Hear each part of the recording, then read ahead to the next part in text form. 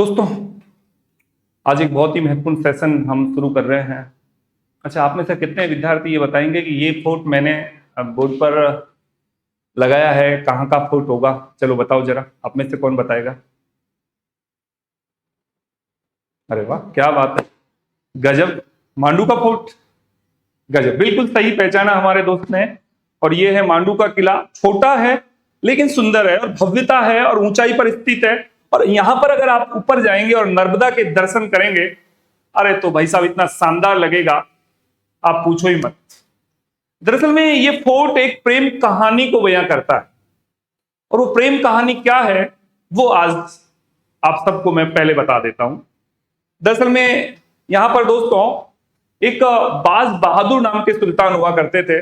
और यहां पर एक रूपमती नाम की उनकी बेगम हुआ करती थी। यह अधार्मिक विवाह था। रूपमती हिंदू थी, बाज बहादुर सुल्तान मुस्लिम था। लेकिन रूपमती एक बहुत अच्छे कोटे की नृत्यकी कहूं, अच्छे कोटे की गायिका कहूं, उसमें वो गुण थे। और इन गुणों के साथ साथ सबसे बड़ी बात कि बहुत ही अधिक सुंदर भी थी। और इतिहास गवाह है, कई बार ये अधिक सुंदरता पतन का कारण भी बन जाती है। चित्तौड़गढ़ का इतिहास तो आपने पढ़ा ही होगा। 1303 में अलाउद्दीन खिलजी का अटैक, रानी पद्मिनी के जौहर की वो कहानियां, रानी पद्मिनी की सुंदरता से शुरू होती है और जौहर पर समाप्त होती है। वही चीजें इस मांडू से जुड़ी हुई हैं। मांडू का ये फोर्ट रूपमती और बाज बहादुर के प्रेम कहानी का प्रतीक है। दरअसल में दोस्तों, बाज बहादुर यहाँ के सुल्तान थे। और जब यहां पर वो सुल्तान थे तब दिल्ली में अकबर का शासन हुआ करता था। 1556 से लेकर 1561 तक बाज बहादुर यहाँ के सुल्तान रहे हैं। 1556 से लेकर 1605 तक अकबर दिल्ली के शहंशाह रहे हैं। मुगल बादशाह, मुगलिया ताकत जो थी उसमें बड़ा व्यक्ति अकबर। किस्सा कहां से शुरू होता है? किस्सा शुरू होता है कि रूपमती एक सामान्य किसान की बेटी थी। सुंदरता के चर्चे थे, गायन और वादन निपुण थी, नाचने में, बांचने में और गाने में, अपने आप में। तो एक बार बाज बहादुर ने एक संगोष्ठी का आयोजन किया। दरबारों में संगोष्ठियां होती रहती हैं। और ये जो संगोष्ठी थी नृत्य को लेकर थी। नृत्य को लेकर ये जबरदस्त एक सेशन रखा उन्होंने। और इस सेशन में जो रानी है रूपमती, उन्होंने इतना जबरदस्त प्रदर्शन किया कि बाज बहादुर हक्का बक्का रह गया और रूपमती की सुंदरता का कायल हो गया। और कुल मिलाकर अंदर ही अंदर रूपमती को दिल दे बैठा, यानी कि हम दिल दे चुके सनम, वो वाली बात है। जबरदस्त मामला हो गया। उधर रूपमती के सामने प्रस्ताव रखा, दोस्ती का प्रस्ताव। धीरे धीरे बदलाव विवाह में तब्दील हुआ, अधार्मिक विवाह हुआ। और रूपमती के सौंदर्य के साथ साथ रूपमती के हुनर के चर्चे भी पूरे मुगलिया ताकत में होने लगी। अकबर के पास ये मैसेज गया कि मांडू की रानी, मांडू की बेगम बहुत ही अधिक सुंदर है। अकबर ने बाज बहादुर को पत्र प्रेषित किया कि एक बार रूपमती को शाही हरम में दिल्ली लेकर आइए। गजब मामला हो गया। बाज बहादुर किस प्रकार से रूपमती को भेज दे?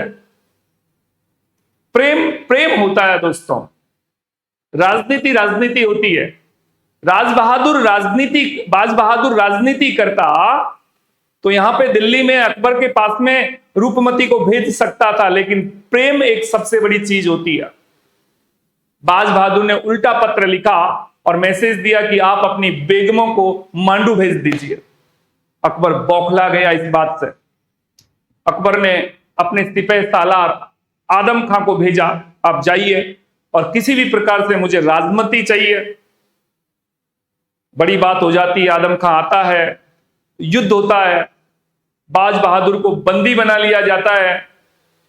और जब बाज बहादुर को बंदी बना लिया गया और ये मैसेज जब रानी रूपमती तक जाता है तो रानी रूपमती पागल हो जाती है अपने बाज बहादुर के लिए, और बाज बहादुर की इस दुर्दशा को वो सहन नहीं कर पाती है और उसको पता था कि अब आगे क्या होगा।